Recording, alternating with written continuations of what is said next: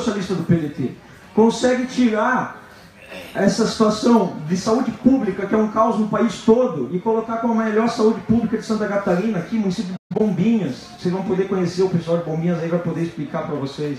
Então são exemplos como esse que faz com muito orgulho eu passar a palavra nesse 12º Congresso Estadual, acompanhei a prefeita Paulinha, por favor.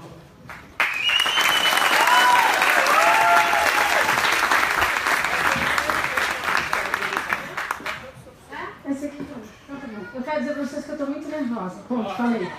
Estou com frio na barriga, estou muito emocionada porque, enfim, por várias coisas que eu vou dizer para vocês rapidamente aqui hoje de manhã, eu não vou demorar muito, mas antes que eu esqueça que comece qualquer coisa, eu quero agradecer por demais o PDT de Bombinhas, a Juventude Socialista de Bombinhas, a Juventude Socialista de Santa Catarina, os nossos vereadores, enfim, os voluntários que nos prestaram todo o apoio para construir esse congresso de uma forma tão harmoniosa e amorosa para cada um de vocês. Agradeço vocês que estão aqui. Enfim, hoje, geralmente eu nunca escrevo nada, mas eu não queria esquecer, vocês não estão entendendo. Eu, alguns anos atrás, há muitos anos atrás, não são poucos já, a Manuela já está grande, eu comecei a minha vida exatamente assim, sentadinha num banco, numa cadeira dessas, nos meus 13 anos de idade, aprendendo alguma coisa na Juventude Socialista do PDT.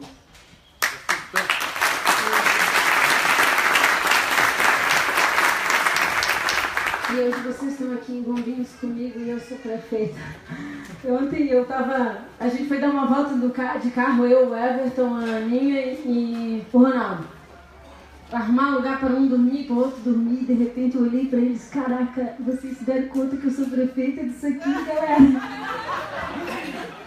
Então, bom, eu quero dizer para vocês, meus irmãos pedetistas de tantas fronteiras, Juventude Socialista, Manuel, meu pai, Lupe, meu líder, Cirão da Massa, minha inspiração. Eu quero dizer para vocês que a alegria de receber cada um de vocês aqui nessa manhã é fora do comum.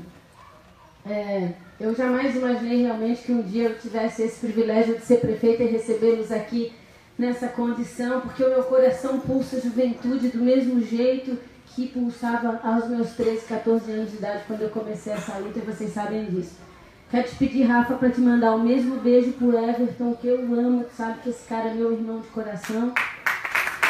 Beijo, espero que a gente viveu. Bom, mas nessa manhã eu quero rapidamente também falar para vocês de alguns sonhos, de algumas histórias, mas também quero falar pouco porque eu quero te ouvir, Ciro Gomes. Mas antes de te ouvir, eu queria te dizer algumas palavras. Eu que estava tão recolhida aqui no meu mundinho de Bombinhas, e de repente eu senti a tua voz rasgando meu peito, acenando com uma nova esperança para nós. Eu te confesso, meu amigo, que a parte de ti que eu mais gosto nem é a tua inteligência abrangente, a tua ciência irretocável. Eu gosto da tua história de gestor, do teu legado pelos trilhos da educação do Ceará. Mas eu gosto ainda mais do que você me dá através do teu olhar. É a tua firmeza de caráter, é o teu respeito generoso ao povo ao brasileiro. É isso que está no teu coração que eu prefiro mais. Muito mais que a tua inteligência e a tua sabedoria. Eu quero dividir com vocês uma pequena história que eu vivi ao lado desse cara. Quando o meu amado Lupe me chamou há alguns meses e me convidou para gravar um programa nacional com o Ciro, eu quase congelei. Quando ele me disse que eu ia gravar, eu disse, tá, eu com uma voz muda, eu não conseguia falar de nervoso, de emoção. Então eu quero até aproveitar para te agradecer, Maneca, e ao Lupe por ter me dado essa oportunidade. Mas eu vou contar rapidamente para vocês o que foi isso. A gente chegou cedaço no estúdio, eu, outras 5 mulheres do nosso partido, e a gente ficou ali absolutamente confinados por horas. E a cada minuto que o relógio marcava, mais esse homem se fazia impressionar pela sua inesperada e irreverente humildade.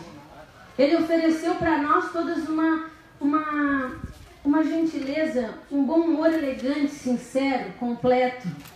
E o meu velho pai, que já é falecido, ele dizia para mim, quando eu era menina, ele dizia, minha filha, quando você crescer, você vai descobrir que se conhece um grande homem nos pequenos gestos. E ele tinha toda a razão.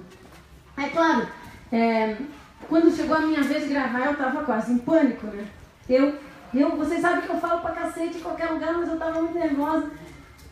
Enfim, e eu errava, gente. Eu gravava várias vezes, eu errava de novo, comecei a suar frio, mão gelada. E quanto mais eu me atrapalhava, mais gentil e acolhedor o Ciro Gomes se fazia. Até que a confiança nele em mim era tal, foi tão maior que as minhas inseguranças, que eu consegui terminar a minha missão e fez a minha gravação com louvor. E eu fiquei com isso no meu coraçãozinho marcado, porque ele que é o cara, ele é o cara. Ele podia ficar impaciente, ele poderia ficar irritado, mas ele ficou mais amoroso ainda. Quanto mais eu errava, mais ele me oferecia o seu amor. E eu quero te agradecer também por isso. Eu sei que eu podia ter contado muitas outras histórias para vocês nessa manhã, relembrar a vinda do governador Brizola aqui em Bombinhas, que foi emocionante para todos nós há muitos anos atrás, os nossos feitos na gestão pública, né? Não querendo contar vantagem, mas desculpa aí, nós somos a terceira melhor gestão do Brasil e a primeira de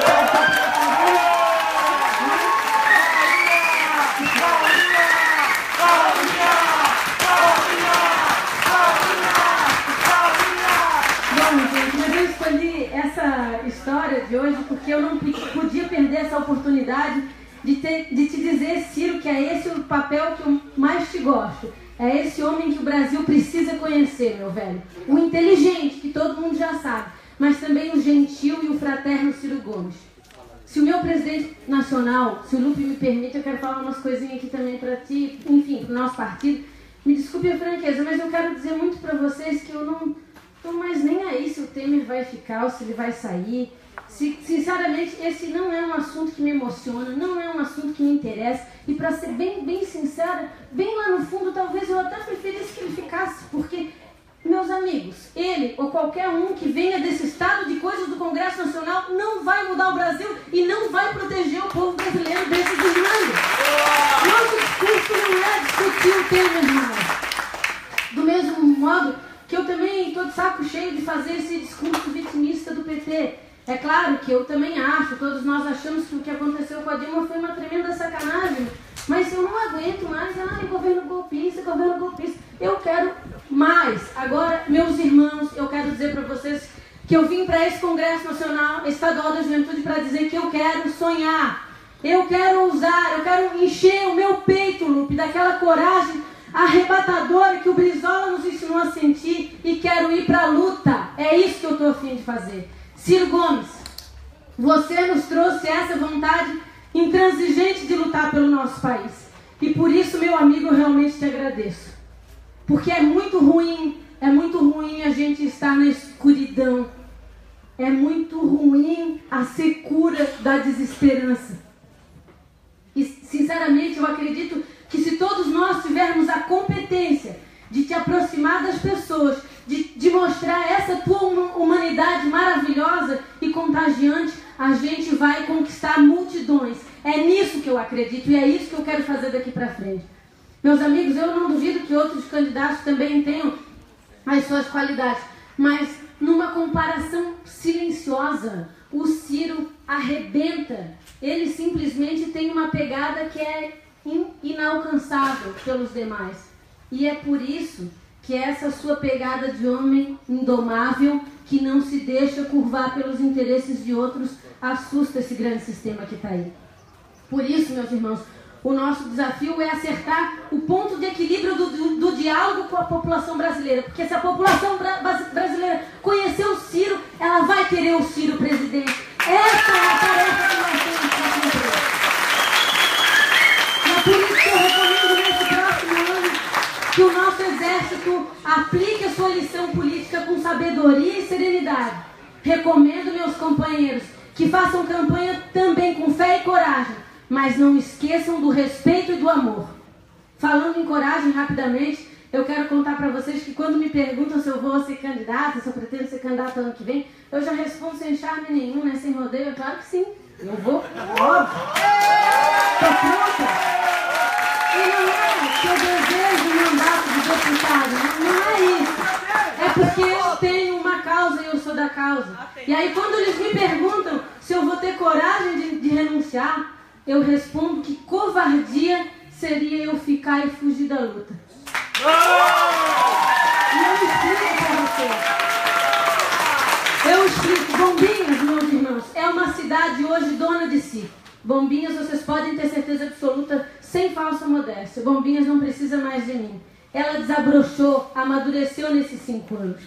Não por mim, ou pelo Paulinho, que infelizmente não está aqui hoje, Ciro. Foi tomar banho de Marco, o filho dele, lá na tua terra, lá no Ceará. Ele tem um filho, ele é separado, tem um filho pequeno de 8 anos. Prometeu essa viagem para o filho, já estava marcada. Quem é que conta para uma criança de 8 anos que vai ter que desmarcar a viagem por conta do evento político? Então, ele foi para lá e eu achei excelente essa troca de final de semana, sabe?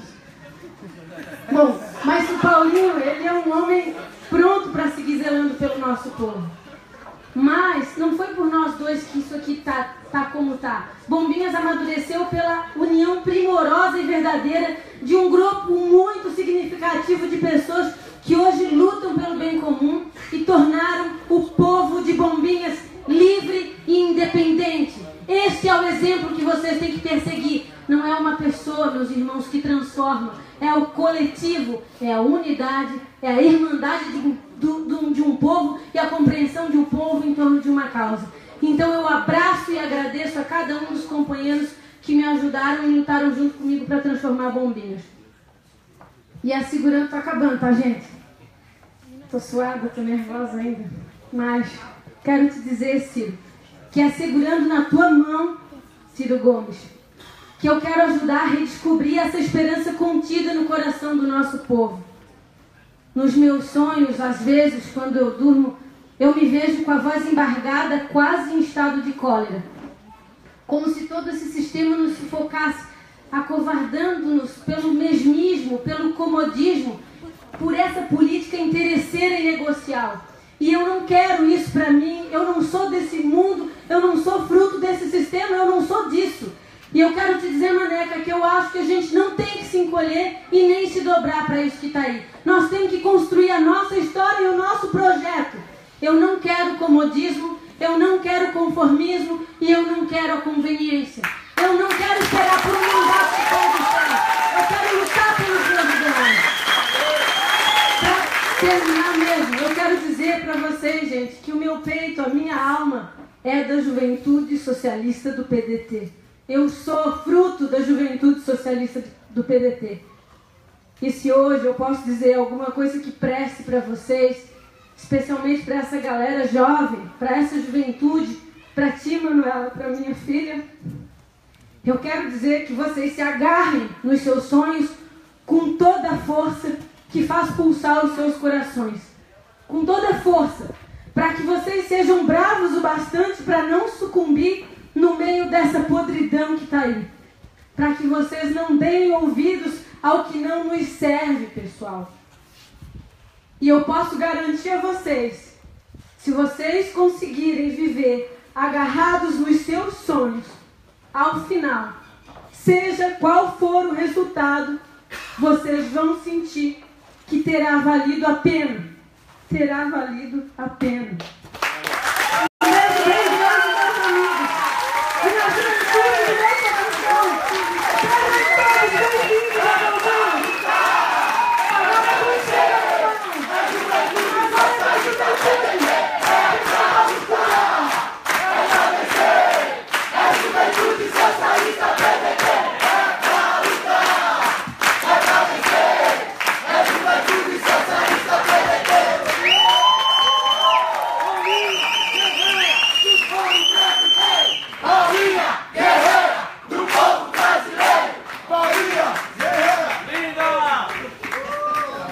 Pessoal, vamos aproveitar esse clima de emoção para quebrar o protocolo aqui um pouquinho.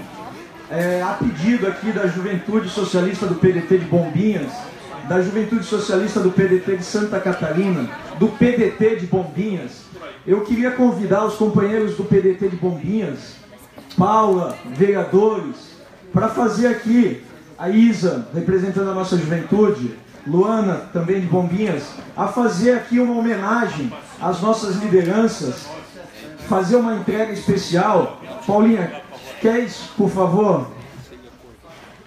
O PDT de Bombinhas, a cada 2 anos, nas suas convenções oferece a pessoas de grande destaque da nossa sociedade uma honraria chamada Medalha Leonel Brizola.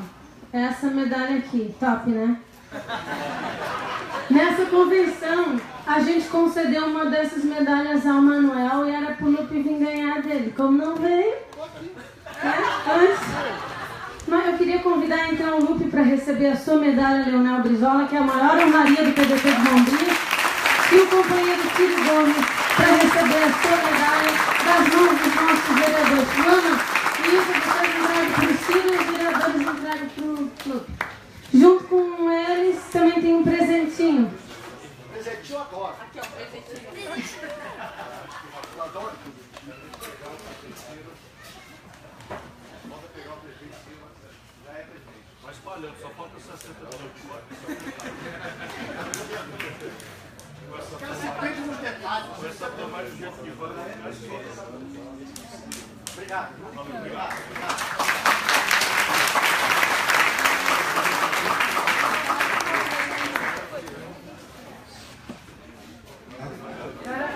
Alemão é contigo?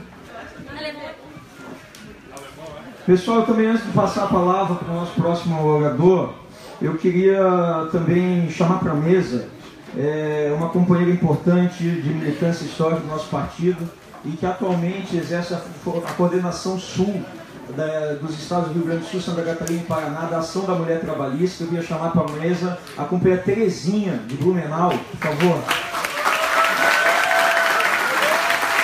Também, para engrossar o ainda pequeno número de mulheres nessa mesa, o ainda pequeno número de mulheres que estão à frente dos principais cargos da política e que, infelizmente, esse é o cenário ainda de desigualdade, de gênero, enfim, de preconceito, que essas mulheres aí ainda tentam lutar para mudar. Parabéns, Terezinha.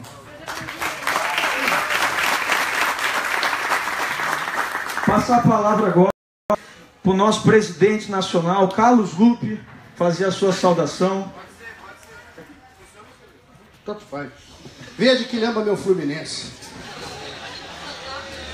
É a única coisa que eu sou minoria, eu sou tricolor de coração.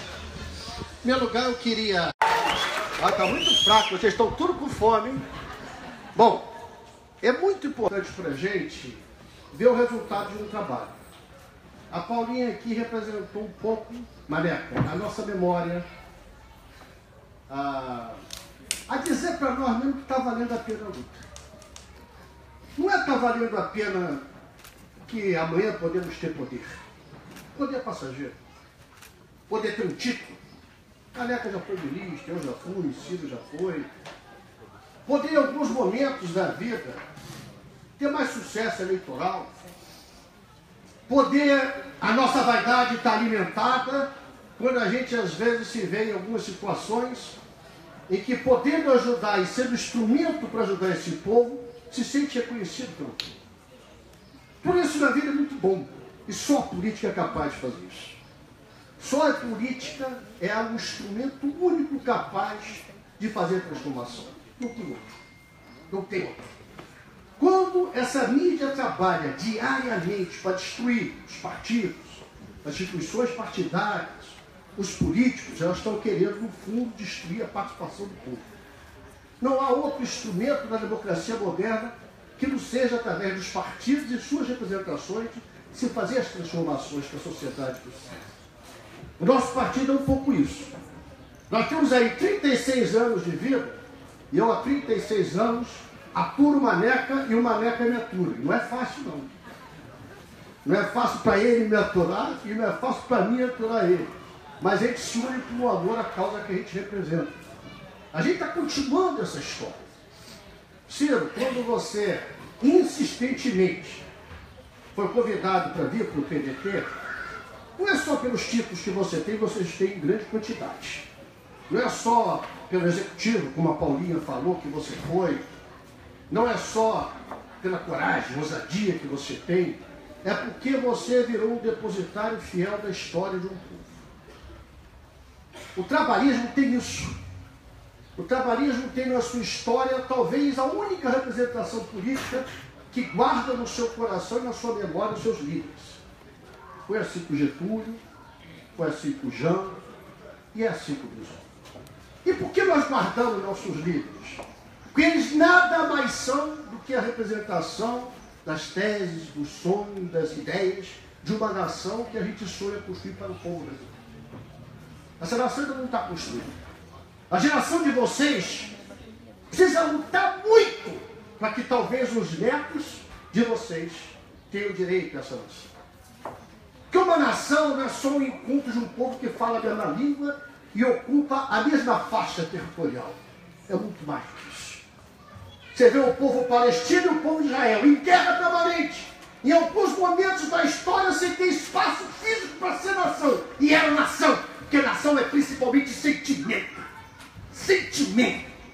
A profundidade do sentimento mais forte, mais limpo, mais profundo que o ser humano pode ter de ver em irmandade. De tratar um ao outro como se for irmão. Como se for irmão. É esse sentimento que diferencia a história do trabalhista. É esse sentimento que tem que impregnar, afora o congraçamento, afora se encontrar, afora a alegria, afora a troca de gentilezas habituais e necessárias. O mais importante é a gente trazer no nosso coração o sentimento de construir uma sociedade onde não tenha nenhuma criança abandonada. Construir uma sociedade onde não tenha nenhum ser humano valendo menos do que um par de bicicleta, do que um patins, porque a gente não encontra patins jogado na rua abandonada, a gente não encontra bicicleta abandonada, mas a gente encontra ser humano abandonado. Essa nação não é a nação que o Brasil precisa. Esse partido não existe para legitimar esse sistema de coisas. Esse é o nosso desafio.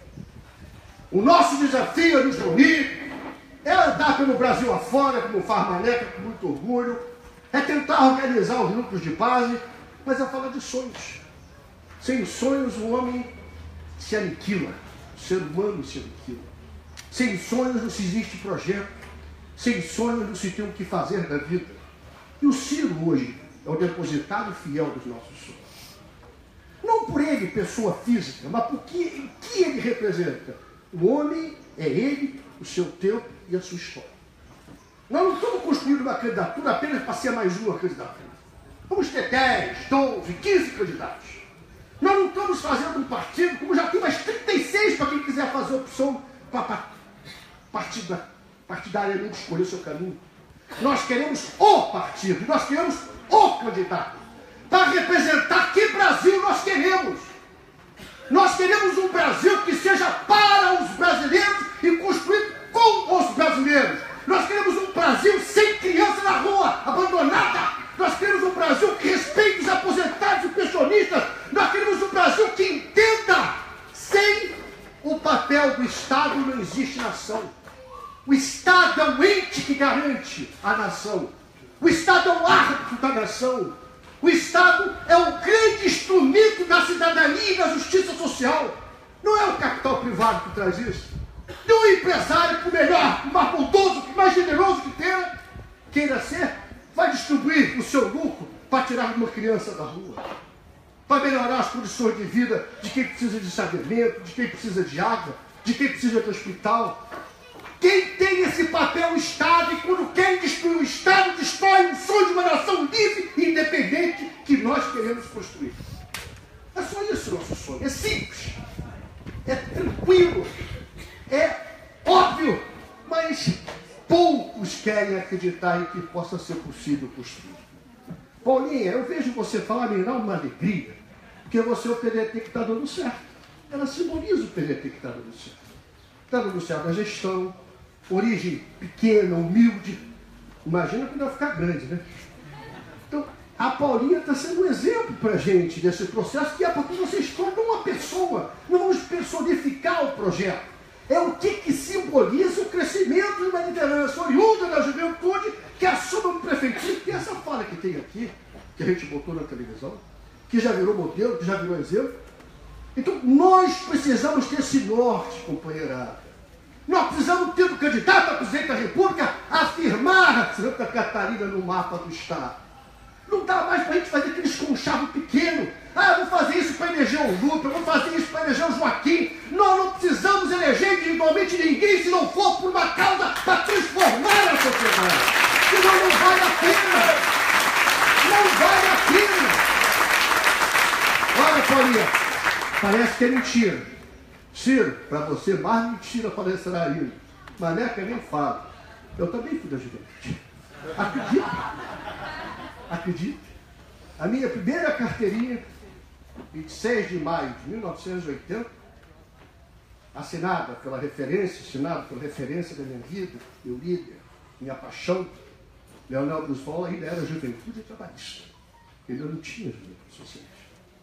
Eu sei quanto difícil foi chegar aqui. Para mim não foi fácil não, viu? Chegar aqui para mim foi difícil, por discriminação, pela minha origem, por não ser filho de ninguém, por não ter tradição, por não ter tido nem oportunidade de ser caçado, porque eu não tinha idade para isso aí. Eu sei eu tinha 7 anos de idade. Tudo para mim foi difícil. Mas que prazer tenho em fazer a luta difícil. Que prazer tenho em fazer esses sonhos impossíveis se tornar realidade. Que prazer tenho para dizer para os meus netos que eu estou no lugar que foi da referência da minha vida, Leonel Brizola. Quantos não quereriam isso? E Deus, esse arquiteto do universo, essa luz que abre na janela do nosso caminho, me colocou nesse lugar. Mas não é para brincar, não. É para lutar e é para vencer. Porque eu sou como vocês, da juventude socialista brasileira.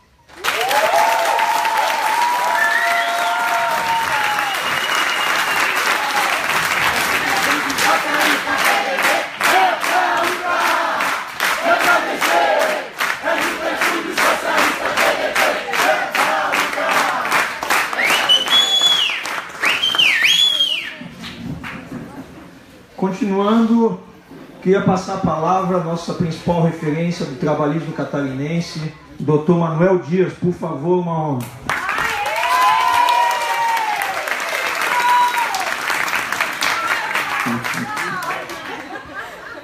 Obrigado. Vamos depois conversar.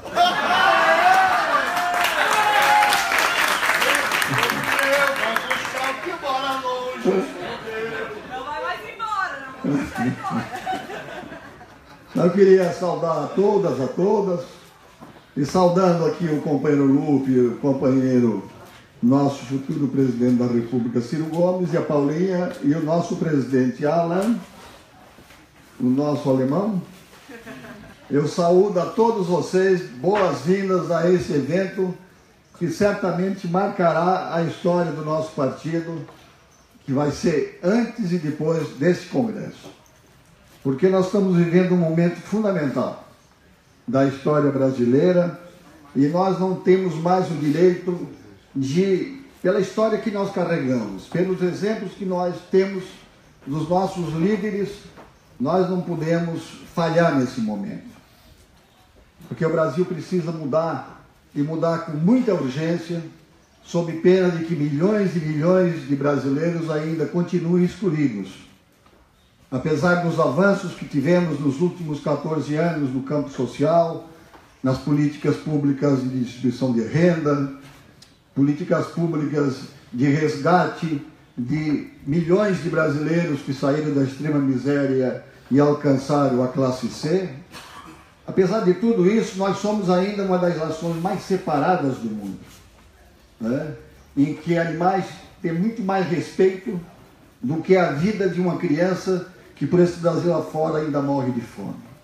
Então nós não podemos aceitar isso, e essa rebeldia da natureza da juventude, ela tem que se transformar em realidade, em um processo concreto de fazer essa revolução democrática que Brizola tentou, que Getúlio tentou, que Darcy Ribeiro deu a sua vida, que Luiz Carlos Prestes, que hoje se inaugura no Rio Grande do Sul, um memorial, sua homenagem, deu a sua vida, esses grandes líderes, patriotas nacionalistas, e que chegou o momento que não tem mais como prorrogar, postergar esse momento. Então vocês têm uma responsabilidade muito maior, porque vocês representam a rebeldia, o inconformismo, né? Nós todos aqui já fomos jovens, eu já fui jovem, embora muitos não acreditem, mas já fui jovem também. Eu fui vice-presidente da UBS, eu fui presidente da União Florianopolitana de Estudantes, da União Catarinense de Estudantes. Eu sonhei. E como os sonhos não ficam velhos, eu continuo sonhando, né? E a história tem mostrado que ela se repete nas tentativas que nós tivemos no Brasil como no mundo inteiro, de governos que tentaram mudar essa realidade econômica, eles foram derrubados.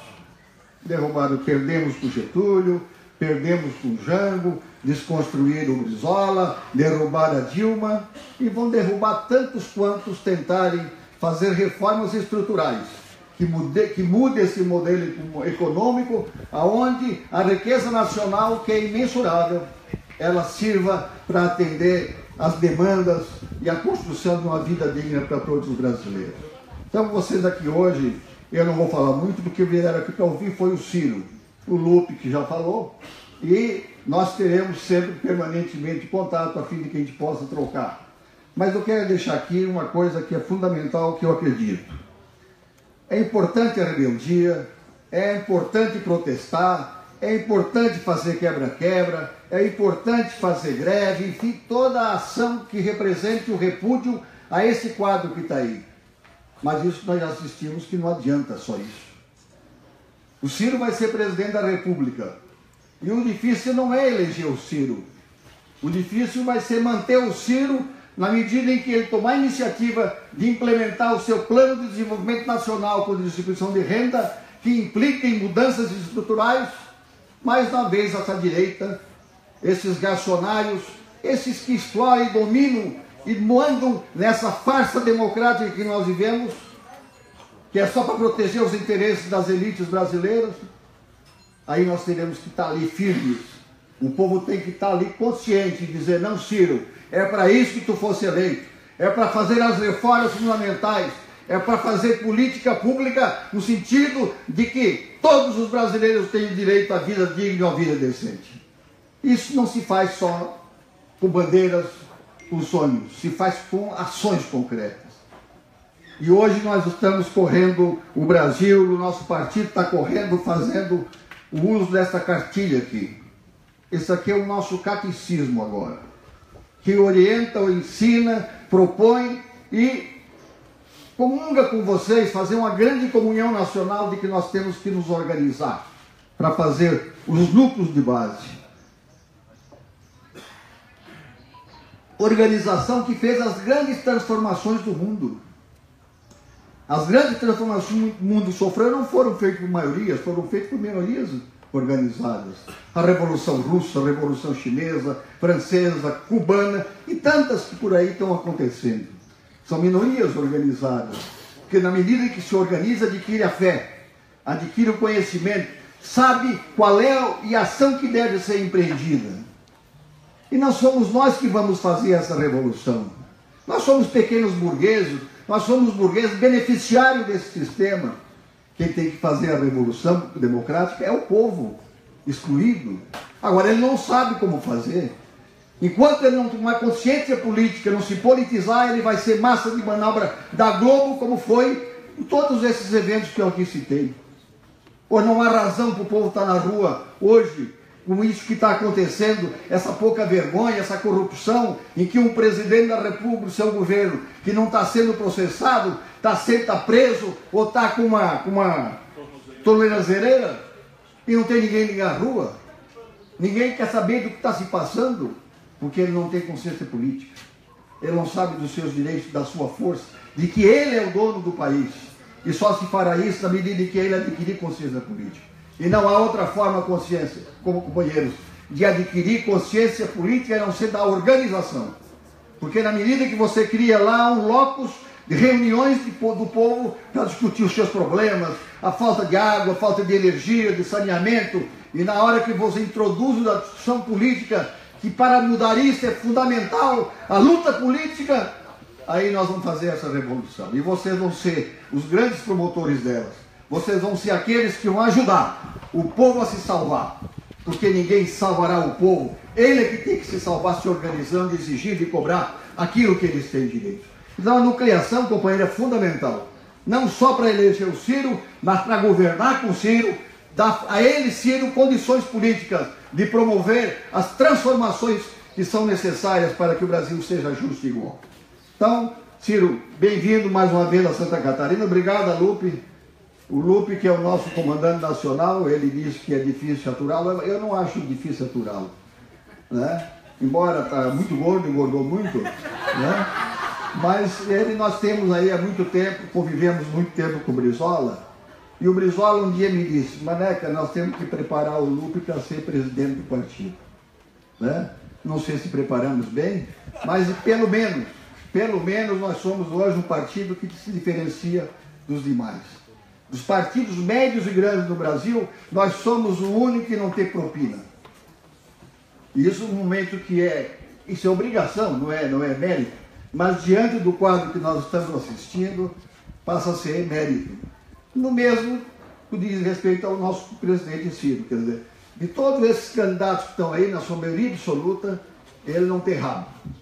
Ele não tem nenhum envolvimento, embora tenha tido uma vida política intensa que ele vai aqui mostrar para vocês. São 30 e poucos anos, 20 e poucos anos de ação, de governos, de ações como ministro, como governador, como deputado, e jamais foi, pelo menos uma vez, processado por malversação, por mau uso do dinheiro público, e está aqui hoje uma proposta realmente que atende às demandas e às necessidades do nosso Brasil. Paulinha, muito obrigado. Paulinha, ao falar ali, emocionar-se, o nosso partido é isso, né? Nós temos que nos emocionar, porque o momento brasileiro não é para chorar, não é para lamentar, é para a gente dar um pulo, dar um salto. Passou o que está aí, passou. Isso não tem como arrumar mais. Essa geração acabou. Se não pela idade, pela superação em função dos desmandos, da pouca vergonha e do desrespeito à população brasileira. Tem que construir outra geração. E a nova geração são vocês. Ou vocês se organizam, ou vocês tomam consciência de que não adianta apenas reclamar, como eu disse, mas de efetivamente fazer aqui nessa reunião. Você tem uma das pautas aí a discutir a nucleação. E vocês não podem sair desse congresso sem jurar que vão multiplicar, que vão se organizar, a fim de que nós possamos fazer a revolução sonhada por Getúlio, que dizia que o trabalhismo é uma revolução permanente. Ele só acaba o dia que mudar realmente este país. Aquele Brizola que era mais rebelde do que todos nós juntos. Aos 82 anos de idade, não tínhamos ninguém mais rebelde como ele, revoltado contra as injustiças de ver um país tão grande e tão rico sendo manipulado para defender interesses multinacionais e de uma burguesia nacional a serviço dos interesses do capitalismo internacional. Então, companheiros, vamos em frente, vamos à luta e vamos à vitória.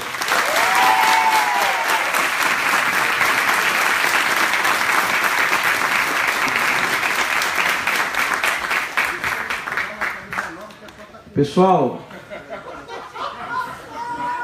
como eu mencionei, eu queria fazer aqui uma referência especial a todos que se deslocaram aqui até o nosso congresso.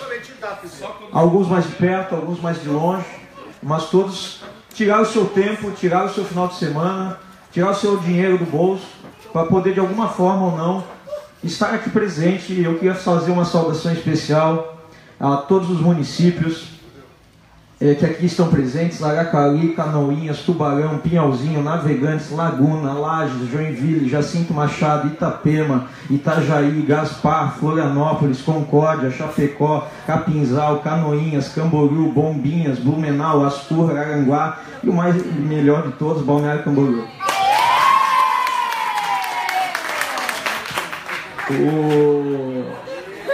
Também eu queria fazer uma menção especial a um companheiro que não está presente aqui, mas é importante para deixar registrado em ata nas gravações. Eu queria fazer uma lembrança ao companheiro Luiz Marcelo Camargo, ex-presidente nacional da Juventude Socialista do PDT, o último presidente nacional da Juventude Socialista do PDT, também foi presidente estadual da Juventude Socialista do PDT e que hoje está construindo nosso partido e a sua família lá no estado do Piauí, vizinho lá. E passar a palavra então ao nosso futuro presidente do Brasil, Cirão da Massa!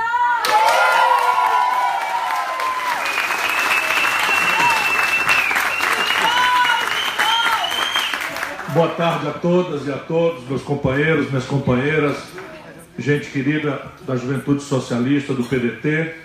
Eu quero, por primeiro, saudar a todas as juventudes, na pessoa do nosso Alan Miller, nosso alemão, e do nosso Magnus. Então, todas as juventudes, por favor, se sintam fraternalmente abraçadas. Quero cumprimentar os meus líderes, meu presidente, meu amigo, meu irmão que a vida me deu, Carlos Lupe, e meu secretário-geral, meu amigo, meu irmão, amigo querido e estimado, que me deu aí 24 horas de intensas emoções na nossa querida Santa Catarina, meu amigo Manel Dias. Eu explico já para vocês. Quero cumprimentar essa figura inspiradora, e o mais relevante papel do líder não é fazer nem dar exemplo, porque fazer e dar exemplo são essenciais virtudes do líder. Mas, mais do que tudo, o líder verdadeiro, ele inspira, e inspira até pela confissão de suas fragilidades, como nós assistimos esse testemunho gigante e doce da nossa prefeita Paulinha, nossa futura deputada de Santa Catarina. Senadora ou governadora? Eu estava comentando com o Maneco aqui, futuro tem, eu sou do ramo e conheço. Quando eu vejo assim um diamante sendo burilado, eu reconheço os quilates dele de longe. E isso aqui todo mundo vai ouvir falar muito nela, não só como parlamentar, mas como executivo exemplar e brilhante que é. Quero cumprimentar todos os que exercitam mandatos, vereadoras, vereadores, enfim, e a gente querido do PDT de Santa Catarina, na pessoa do Rodrigo, que também me acompanhou, me deu oportunidades de ouro. Então eu vou começar confessando a minha emoção para poder organizar as ideias. Ontem eu cheguei aqui com o Manel e nós fomos, depois de um almoço bastante generoso na casa do Rodrigo, nós fomos num lugar chamado Bairro da Juventude, ali em Criciúma. E aí eu cheguei e fui recebido por um coral de jovens de bairros em situação de risco, que cantaram uma música que vem amarrar exatamente no que eu ouvi hoje aqui.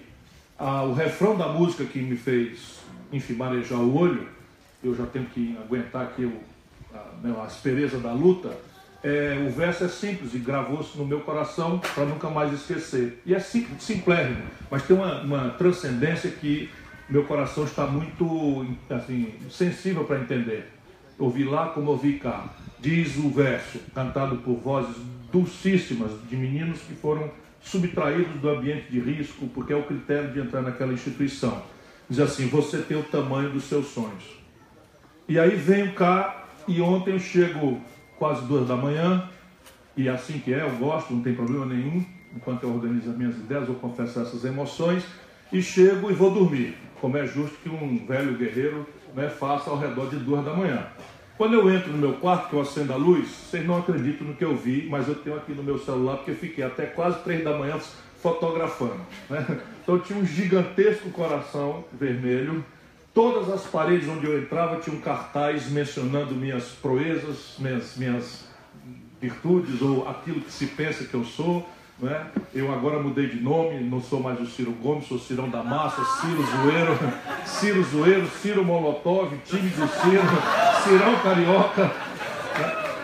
E muitos bilhetinhos e cartinhas e patuás e tal, que a gente querida de Bombinhas fez no quarto em que eu entrei.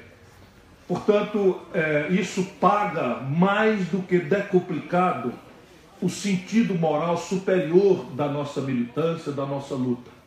Isso retempera, renova, você começa tudo de novo e acredita de novo por que vale a pena.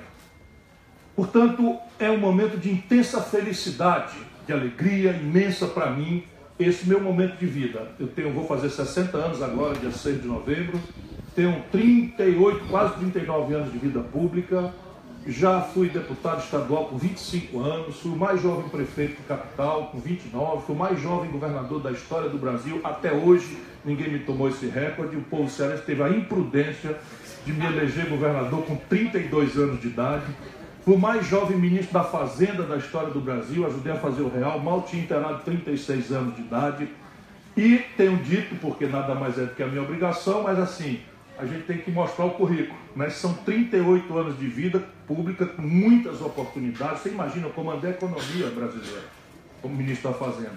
Nunca respondi por nenhum mal feito, nem sequer para ser absolvido.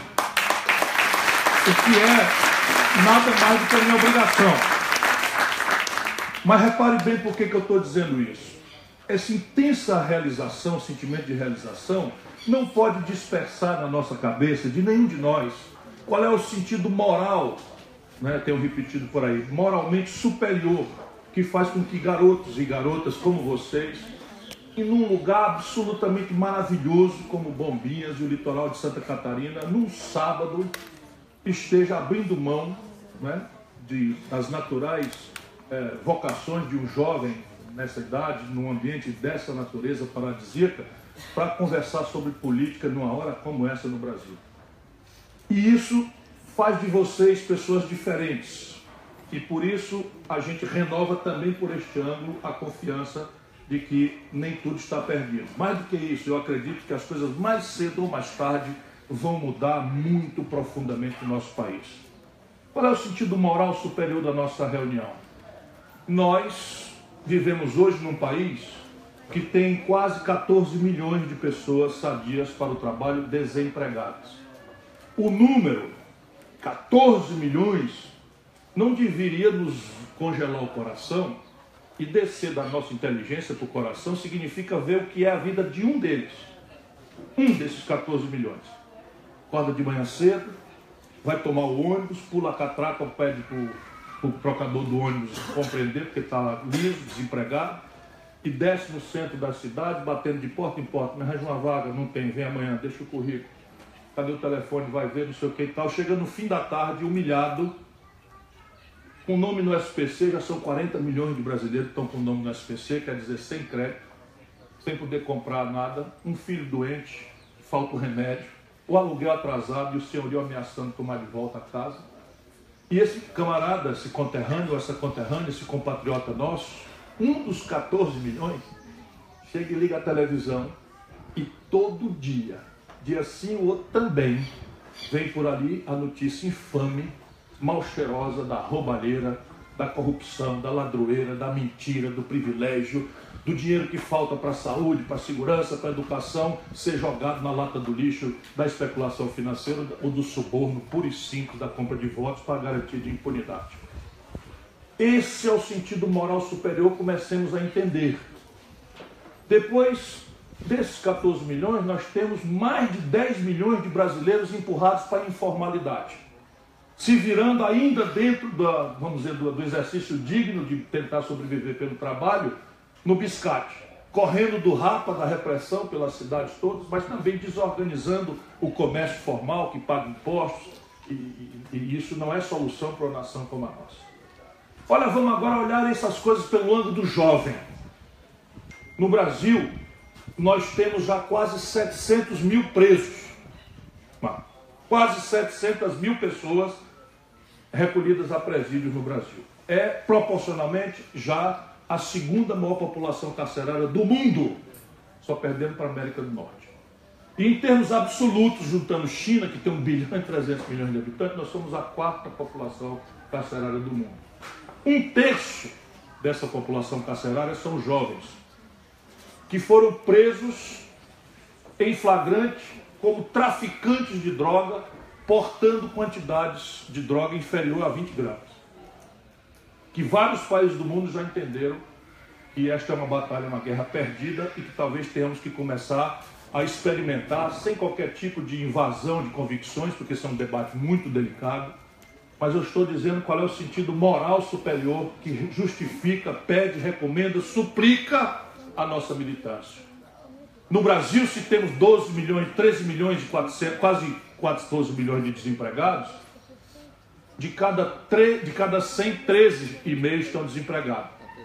A estatística permite a gente falar em meia pessoa, né? Pois bem, quando a gente corta este número para os jovens de 18 a 25 anos, é 1 de cada 4.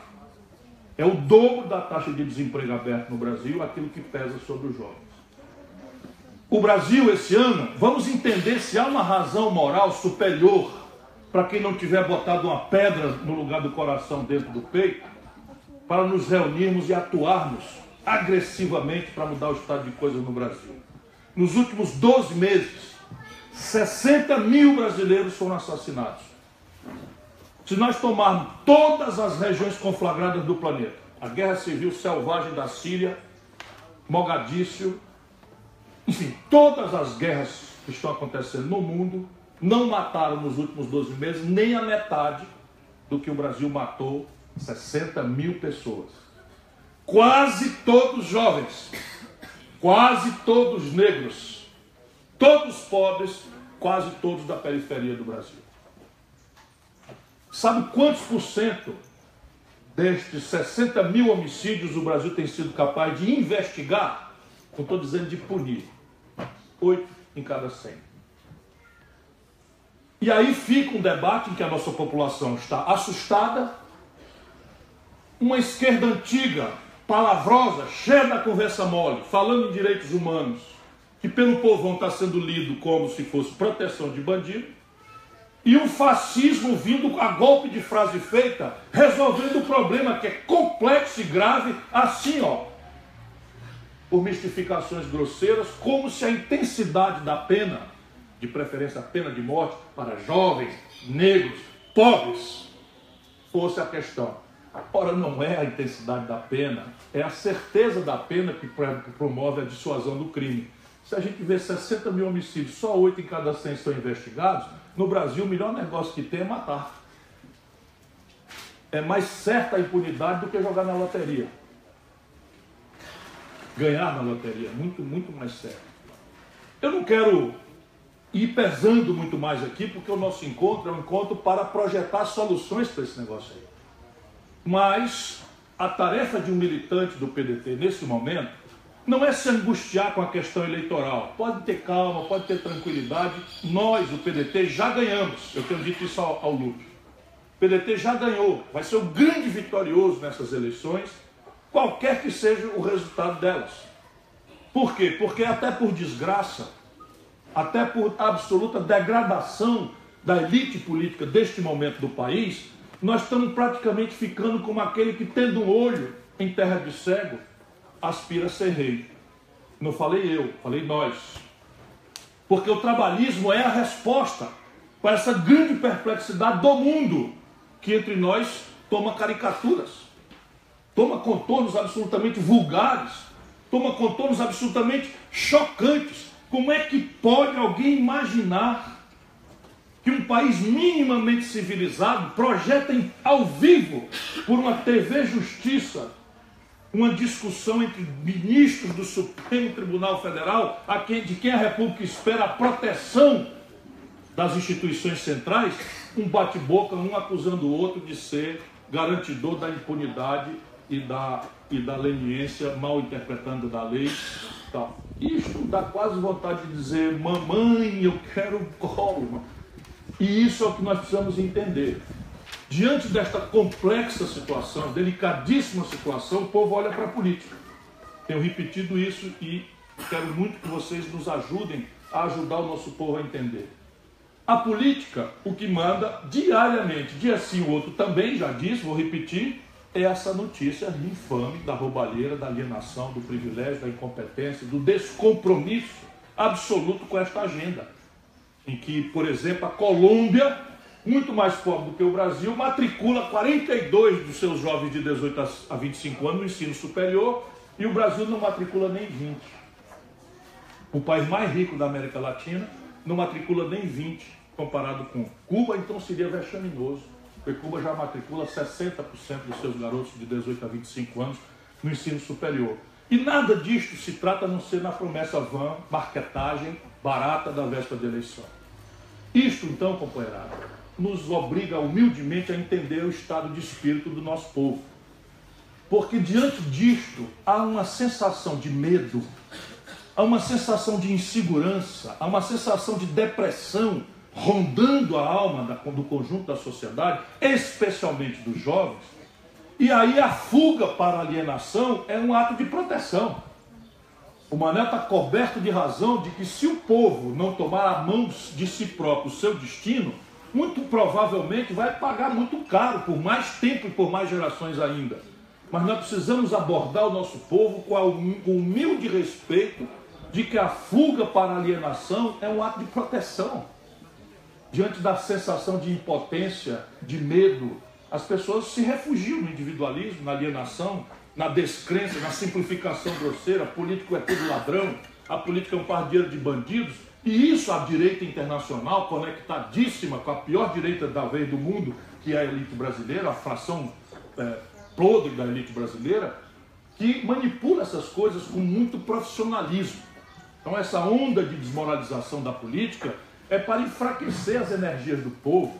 E se você enfraquece as energias do povo e subtrai a política, que é a linguagem da luta democrática, o que acontece? As coisas ficam como estão. E as coisas não estão como estão porque tem um manual de fazer errado. E os caras são tão o manual de fazer certo, e os caras em Brasília são tão salafrários, tão irresponsáveis, que fazem tudo errado. Se fosse assim era melhor. Tem também o grupo Tá Tudo Toco, né? E é porque eu digo isso, todas as vezes que você vir na estrada, na beira da estrada ou no campo, um tatu ou um peba em cima de um toco, pode apostar sem medo de errar que alguém botou ali. Por quê? Porque tatu não sobe em toco. Isso é uma contribuição ao pensamento universal, né? Que eu estou procurando dar ao debate brasileiro. Portanto, tudo que está errado no Brasil não está errado porque alguém errou na execução do manual. É o tatu no toco. E eu dou os números para vocês, assim, rapidíssimo.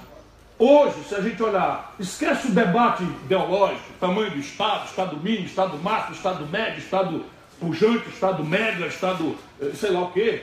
Esquece. Vamos pegar o orçamento brasileiro, que é onde a gente identifica claramente de onde nós estamos arrecadando os recursos, o dinheiro, e aonde nós estamos aplicando. Isso é o que interessa.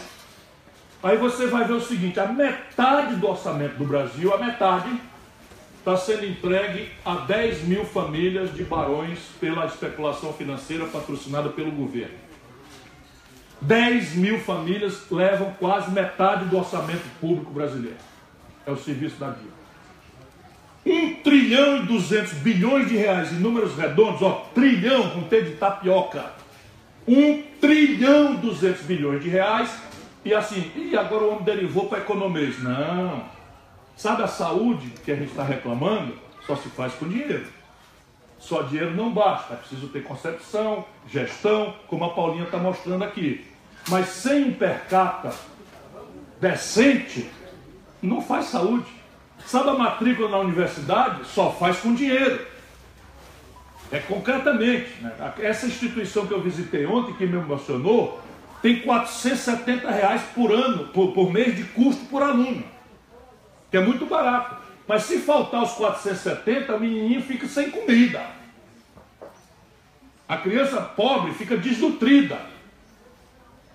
É isso que se trata. E eu não posso deixar de, ao lembrar disso, porque para mim essas estatísticas são urgentes.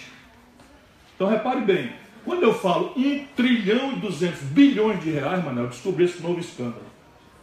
Estão sendo girados, Luke, vencendo em 4 dias. Enquanto o Banco Central derruba a taxa de juros, para inglês ver, esses títulos chamam operação compromissada, eles botam sempre uns nomes assim para a gente ficar tudo fora da jogada e não entender. Eles estão pagando até 20% de juro por uma dívida que vence em 4 dias. E esse é o caminho por onde eles estão transferindo renda de quem produz e trabalha, mas basicamente é uma armadilha para as eleições que se aproximam. Porque quando chegar ali para maio, junho do ano que vem, essa gente vai pegar o vencimento em 4 dias e vai fazer um ataque contra o real. Vai introduzir medo econômico no ambiente, a nossa moeda vai se desvalorizar e eles vão começar a culpar nós outros do debate da oposição por essa canalice que eles já estão armando hoje. E agora eu avancei de propósito. E eu sei que eu botei um monte de vocês fora do jogo. Não se culpem por isso. Nem sequer os economistas brasileiros estão informados.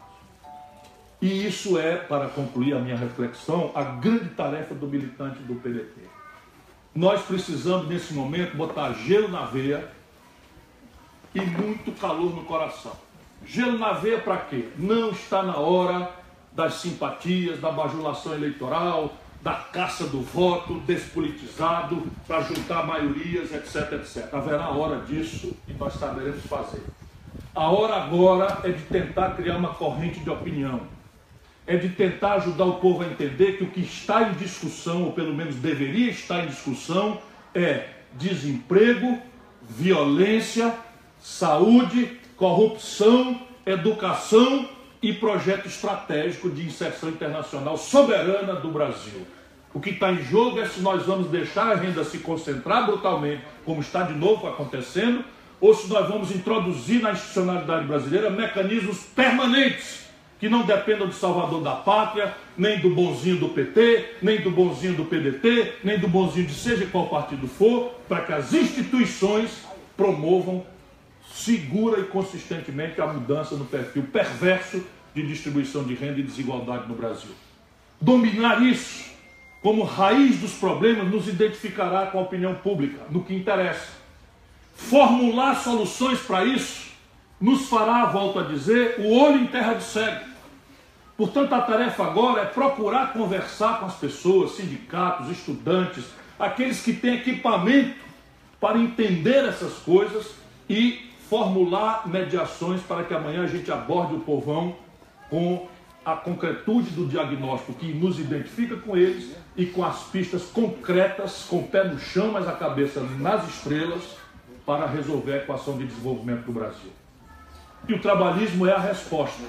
O trabalhismo tem as 3 preocupações centrais organizadas, conceitualmente, doutrinariamente e nas práticas experimentais que o Maneco chama a atenção doidamente para o plano pessoal, em que nós sofremos os traumas todos que sofremos com Getúlio, com Juscelino ainda também, mas com o Jango e com o Brizola. Mas essa é um itinerário vitorioso. Se cada um deles pagou um sacrifício grave, hoje tem muito claro o Brasil que quando nós tivemos um projeto nacional que nos tirou do zero para virarmos a 15ª economia industrial do mundo, foi quando o trabalhismo formulou a proposta nacional desenvolvimentista. Quando hoje todo prefeito de todos os partidos está sendo cobrado, como os governadores e a União Federal, a formular uma estratégia de escola profissionalizante, de tempo integral, com refeições, com assistência médico-odontológica, com esporte, é porque Anísio Teixeira, Darcy Ribeiro, Leonel Brizola, ainda que tiveram que pagar graves sacrifícios, introduziram essa vitória moral, intelectual, no imaginário do povo brasileiro. E este é o papel das vanguardas, nem sempre é de governar. As vanguardas têm quase sempre esse papel de puxar o pensar, de puxar as decisões, de qualificar o debate e quase sempre acabam ficando pelo caminho, né, sacrificados como os elementos simbólicos dessa perturbação da ordem conservadora. Já falei demais, mas é o que eu me emocionei mesmo voltando a Santa Catarina nessas 24 horas. Eu queria dizer para vocês, então, que a tarefa nossa, concluindo, é essa. Hoje, nós precisamos dominar o diagnóstico, e o diagnóstico está de consultar o que interessa na agenda popular e tentar ao máximo vocês dominar aquilo que pelos nossos documentos, pelas nossas falas, pelos escritos, pelos artigos, pelos trabalhos técnicos, a gente está propondo como embrião do Projeto Nacional de Desenvolvimento, cuja grande tarefa será superar e vencer a desigualdade e a miséria, em todas as suas dimensões e expressões. Isto quer dizer, na prática, que nós escolheremos o território e o método aonde o debate deve se ferir. E o vitorioso, normalmente, não precisa nem sequer ir à guerra se ele conseguir marcar o dia, escolher as armas e escolher o território aonde a briga vai se ferir. Se nós fizermos isso, aí não é vantagem minha, é vantagem do PDT. Não há ninguém mais experiente, não há ninguém com mais ficha limpa, não há ninguém que some ficha limpa, experiência, trajetória política, né, conhecida, que são os grandes requisitos que a população está pedindo para resolver essa grande equação. O outro lado sabe disso. E se vocês perceberem isso, a juventude aí tem um papel essencial, eles estão querendo trocar o ambiente onde o debate vai se ferir. Ao invés de emprego, previdência, aposentadoria, salário, segurança, saúde, onde eles flagrantemente perdem para nós, para o nosso campo, eles estão querendo trocar para temários morais, religiosos, familiares. Porque eles sabem que a sociedade brasileira é cristã, católica, crescentemente neopentecostal, e é uma sociedade, sob o ponto de vista de costumes, muito conservadora. Então, se vocês virem, não está acontecendo por acaso. Uma exposição ridícula, de uma estética absolutamente duvidosa, que acontece em São Paulo, de uma performance, ninguém tomaria conhecimento. E de repente se replica em todas as televisões, em todos os rádios, em todos os jornais, para dizer que aquilo é um absurdo. Ora, se é um absurdo, por que reproduz na Globo? Quem foi ver aquela exposição do Caba Peladão lá no Museu em São Paulo, foram meia dúzia de pessoas. E, portanto, podia ter morrido ali como expressão de uma estética de mau gosto, mas que deve ser garantida a liberdade, porque a arte tem esse papel de transgressão, e a pretexto disso, muito mau gosto. Ok. Mas talvez quando o Picasso desenhou Guernica, e vale a pena vocês verem aquilo, todo mundo olhou, que diabo é isso? Que monstrengo é esse? Que coisa horrorosa é essa? E ninguém conseguiu expressar com mais fidelidade, né, o genocídio que foi a Guerra Civil Espanhola, do que o Picasso em Guernica. Só depois de muito tempo aquela estética é, né, conhecida, porque é uma transição do clássico para o cubismo, para o surrealismo, etc, etc, que é sensorial mais do que racional. Agora eu virei crítico de arte também. Esse é o senhor da mata. Mas deixa eu terminar. Então deixa eu terminar, que eu já passei da conta de ser chato. Mas basicamente o papel da juventude é esse, é entrar nesse debate, não ter angústia eleitoreira, não está na hora, mas puxar a população para entender. Número 1, fora da política não tem solução para nada. Se a política está errada, mudemos a política, ocupemos a política. E a política não é o presidente. A política são os deputados federais, que votam os direitos trabalhistas em afinidade com o povo ou contra. São os deputados federais e senadores que votam a reforma da Previdência, que trata com dignidade nossos pais e avós ou os persegue, botando um professor para trabalhar 49 anos. Não há precedente no mundo dessa aberração. Pois bem, é preciso então dizer para a população que o remédio para a política ruim não é negá-la. É que a mudança só acontecerá por uma energização da política e nós temos que ocupá-la. Segundo, que o temário que deve ser imposto a todos os candidatos é emprego, salário, desenvolvimento, distribuição de renda, segurança, saúde e não moralismos, direitos, questões de guru, de costume, etc, etc. E terceiro, e talvez mais grave do que tudo, restaurar a esperança. O Brasil, quando se organizou, produziu a 15ª economia industrial do mundo. Não existe defeito genético na nação brasileira. Nossa geração, companheiros e companheiras, ganhou todas. Nós tínhamos inimigos que pareciam a nós, em certo momento, tão poderosos que a nossa vida, de alguns, esse aqui, o Lupe não tinha idade para ser caçado, o Maneco, muito precocemente, foi caçado 2 vezes. É o único, deve ser o único, né? É o único brasileiro caçado 2 vezes. Então, naquele tempo, você tinha um inimigo que amordaçava, matava, torturava, exilava, tirava as franquias políticas e tal. E nós ganhamos todas. Isso foi ontem. O que é que vocês não podem ganhar se a gente não se organizar? Portanto, ocupe a internet, organize os núcleos de base, invadam a política, façam um exemplo, convoquem o adversário para discutir fraternalmente e ofereçam em troca a ideia emancipadora, esperançosa, libertadora de que o trabalhismo é a resposta para o Brasil. O Brasil precisa de vocês. Eu preciso de vocês. Um grande abraço a todos.